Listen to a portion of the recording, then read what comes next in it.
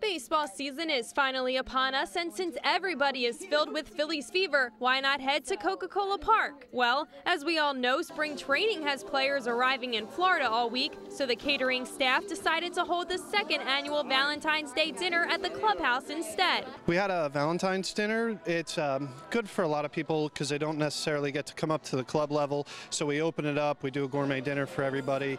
There's a lot of other stuff going on. There's dancing down the hall, there's picture taking. The package also includes a voucher for any Iron Pigs home game. I upgraded to better seats, so we'll get a choice of better seats for one of the future games. This is a unique night for lovebirds looking to do something different. This is different just really because of the venue and the people here, and the whole atmosphere of it is just so unique. This is not the first year for the dinner, but it is the first time for many of the couples, including the Walters.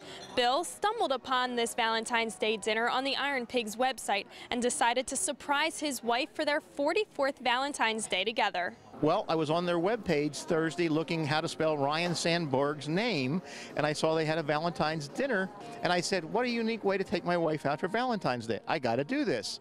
And I wouldn't tell her where we were going. So I made her try guessing tonight on the way down from Kunkeltown. I did figure it out when we were almost here, but it's really a surprise. This is really great.